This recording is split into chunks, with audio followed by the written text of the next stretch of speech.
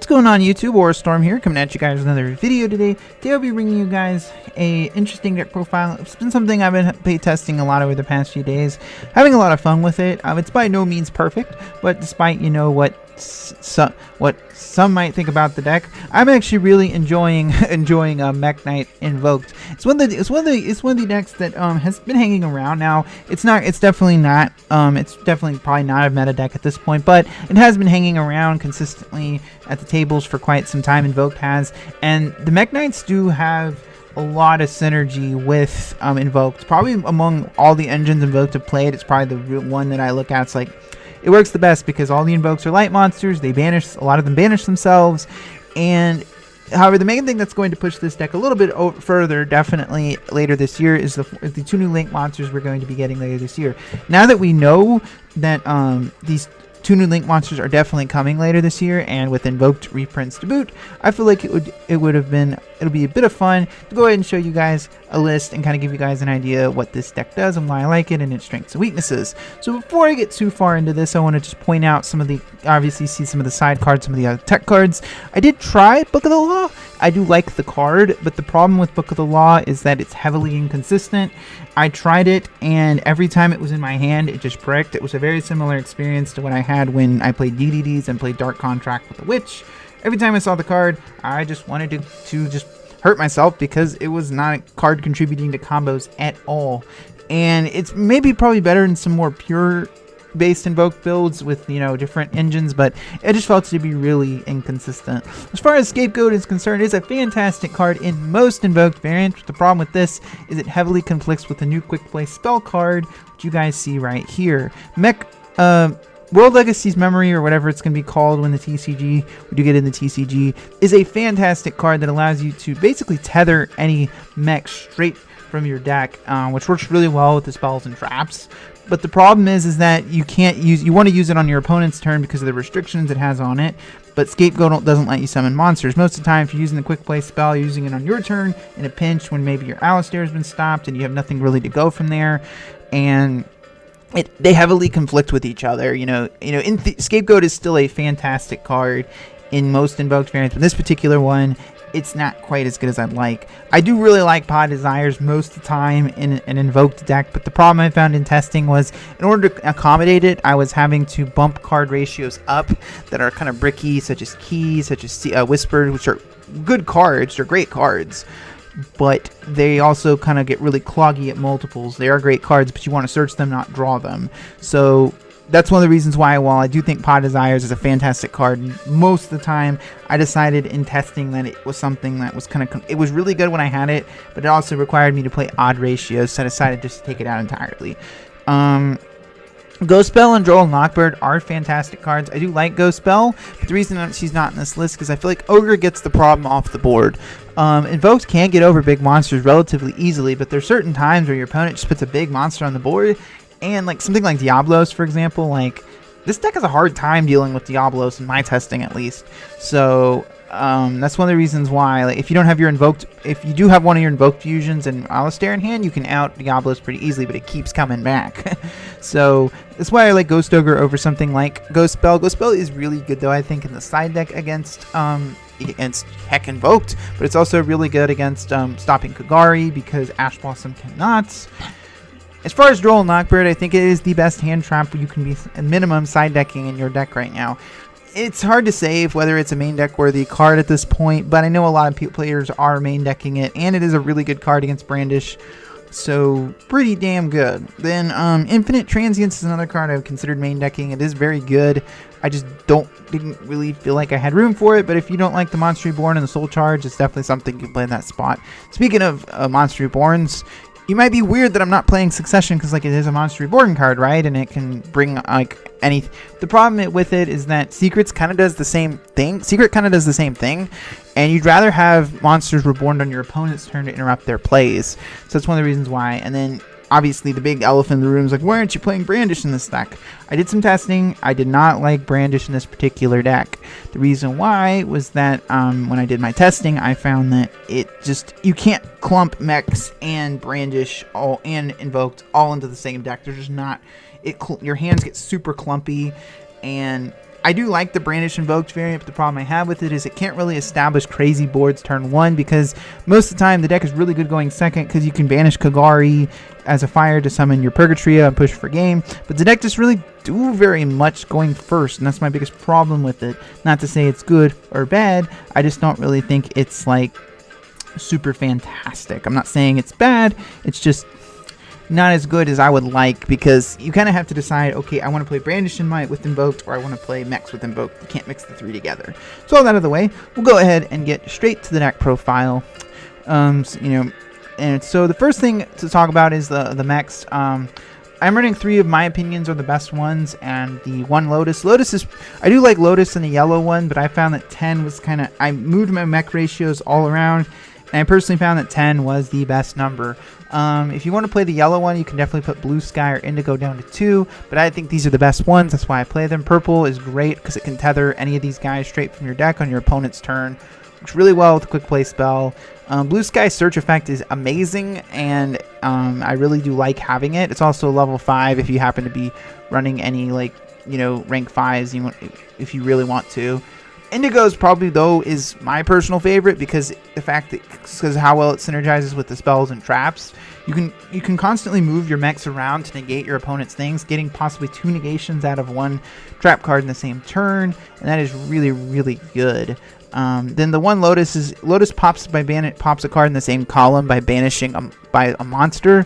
So you can definitely maybe play the yellow one that pops spells as well, but I just wanted to keep it straight at 10, and I found this to be perfect. As far as, the 3 Alistairs is pretty self-explanatory. It is an Invoke deck. You play 3 Alistairs. The hand trap lineup is 2 Ash, 2 Ogre, and 2 Veiler. I found this to be pretty dang solid in testing. One of the things Screencasters told me a while ago, as I mentioned in another video, is that no hand trap catches every matchup, because Ash Blossom can be really good against Trickstars, for example, but it might not be as good against, other decks. Like Brandish is a great example. You can hit Engage, but it doesn't really do much if they already have Hornet Bit Kagari and can go off. It's not going to really do very much. So Droll's probably the one hand trap you could most likely catch every deck. It just depends on what you're playing against, but like these hand traps, I found this to be the best ratio in my opinion. And these are also light fusion types for Mechaba, and Ash is a fire for Purgatrio over here for going second. So I find that this has been a pretty solid ratio. I haven't had too many hands clumping with multiple hand traps, and that is my goal, because while this deck is a kind of like stun deck, quote unquote, it's definitely something that you want to be able to not have too many non-combo pieces in your hands. So I definitely like having these 6 hand traps. It's been perfect this way. Then of course we have the 3 Meltdowns and 3 Terraforming. One of the new cards I am running is Scars. I noticed a lot in testing I tended to have Mekk Knight hands super clumped up, and Scars can really fix that. Scars is not only searchable by Terraforming, it's searchable by your Morningstar over here, so I do think it is pretty damn good. Then, the obligatory Monster Reborn Soul Charge 1-ofs. They are probably the most powerful 1-ofs in the game right now. You do feel like but if you don't like them in the deck for whatever reason, you can definitely play Transients and these 2 cards instead. It's really up to you. Then the 1 Upstart Goblin, 39 card deck. It's a spell you can set to set up your Mekk Knights.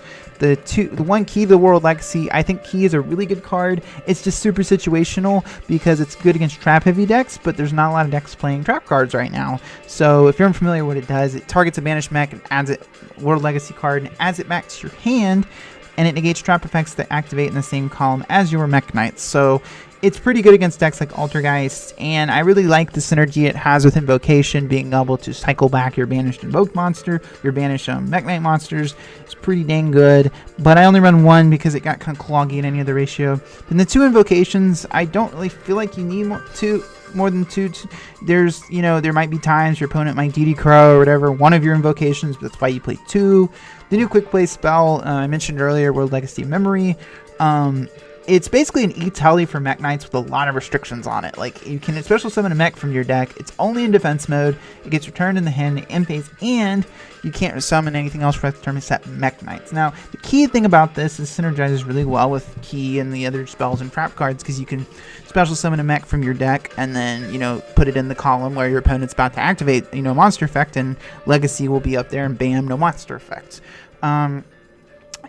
I don't know if it's a 3-of, but I definitely find it to be super, super good every time I see it. It's not really, it is a hard once per turn. It's not something you really want to see at multiples, but I like having it because it's so damn good every time you have it. Worst case scenario, it gets you a search with your purple Nightfall, and your Nightfall comes back on the next standby phase. So I do really like this card, but I definitely have seen a lot of players tell me it's not super fantastic, but I really do like it. And the instant fusions are really good with Meltdown Invoker. You can summon Meltdown Invoker, then instant fusion your Raijin or your Thousand Eyes to that spot, and then bam, you get a search for your invocation. Pretty damn good. Then the card I've been talking, 3 cards I've been talking a lot about, just World Legacy Secrets and Whisper. So these cards are kind of similar to Key here, except they negate different things. Difference is, Secrets here is probably the best of the bunch. It targets a level 5 or higher in your graveyard. It's important because it can target your Mekaba and any of your Mekk Knights on top of that, and your Raijin. And there's a lot you can summon with it, point is. And then if it leaves, it's kind of exactly like Call the Haunted. But the main thing is, while Mekk Knight's in the same column, it negates monster effects. This is really, really good with Indigo or any of your, you can move Indigo. When your opponent tries to activate a monster effect, you flip this, summon your Indigo, and if they try to activate another one, you have Indigo move itself to whatever zone it's pointing to. It's pretty damn good. Then Whisper here is just a 1-of because it's not really that great. It just pumps up a level 5 by 1,000 till the end of the turn. Not really that good. The main thing is it negates spell cards that activate in the same column. This works wonders with things like Brandish because we are seeing a lot more spell cards now that, that deck is a thing. You're going to see a lot more spell cards. So being able to negate those spell cards is pretty damn good. Then for the fusions, we have the 1 Purgatrio. As I mentioned earlier, I always find it funny when people say this card is bad because it is fantastic. It gains 200 attack for each monster your opponent controls and can attack all of them and does piercing damage. Pretty damn good. You put this in, an Alistair can end the game for you in a lot of situations, especially if your opponent tries to set up defensively. It's pretty dang good. Now, the biggest thing is this can't help you really play through Nightmare boards that effectively if they have Phoenix or whatever its name is equipped. I think that's the one that stops battle damage. Destruction by battle. But as a minimum, it's going to get a lot of damage, and that's the main thing. Then the 3 Mekabas, I haven't really made more than 2, but I just like having. The main thing is that you do fusion summon. Having 3 fusions for only 2 fusion spells doesn't seem that great. But so that's one of the reasons I just have it in here. It's definitely a card you can maybe bump down to 2 and play something else if you feel like it. But it's just that good. I feel like you have the root. You have negotiable extra deck space without Scapegoat, so why not? Then the instant fusion targets with the 1 Raijin and the 1 Thousand Eyes. Thousand Eyes works really well with Link Karibo because you can steal an opponent's monster, then link it off, and then bam, you have a zone where you can now set a spell and summon your Mekk Knights. It's really, really good. Then speaking of Link Karibo, like I mentioned, it works wonders with your Thousand Eyes. In a pinch, you can actually normal summon Valor and make Link Karibo as well. Pretty neat little card. Then 1 Underclock Taker, nice for playing around boards, and it's just a good generic link too if you can't get to your main powerhouses. Speaking of which, we have the 1 Morningstar. I've talked a lot about this card. This is the most consistent way to search your World Legacy cards we've ever had. So whenever it's Link Summon, it discards a Mekk Knight or World Legacy card, so you can actually discard your dead World Legacy cards to add another one. So that's really good. And however, the effect most people don't read is Mekk Knights can't be destroyed by battle with monsters in a different column from them, and they can't take battle damage from those battles. It's a lot of players, if your opponent, you can take advantage of your opponent not reading cards. Most Yu-Gi-Oh players don't read cards, so you can take advantage of that with your Morningstar here. I don't play the other Link, the Link 3, because it doesn't really ever come up, and it's just a big body that gets bull loaded in most cases. This is all I think you really need. Then the 1 Meltdown Invoker mentioned earlier, despite the fact that, so we are getting this card in, we're getting a Morningstar here, I believe, in Mech Memories in Cybernetic Horizon, but this is actually coming in a set, the same set that has the Golden Castle, so now we know we're getting it. So it's 2 monsters with different types and attributes. Really, really easy to summon. You can summon this with like a Scapegoat and a Link monster. Mechs are light psychics, Alistairs are dark spellcaster. It's really easy to summon, just like your Morningstar that only requires 2 monsters, including 1 mech. So while it's Alistair while on the field or in the grave, so that's actually really solid because it gives you another way Alistair name for your fusions. And then if a fusion monster fusion summon, you can discard a card to add a invocation or the Book of the Law. You're going to be adding invocation in this deck, let's face it. And the other effect doesn't really matter. The point is, this gives you a way to get to invocation if you don't already have it by using things like instant fusion. And it just gives you more arrows to make your plays. It's really, really solid. Then for the Troymares, I have the one Goblin. You know, on the off chance you're able to, you know, you need an extra normal summon, and you have a Link already online. That's where this little bad boy will come in.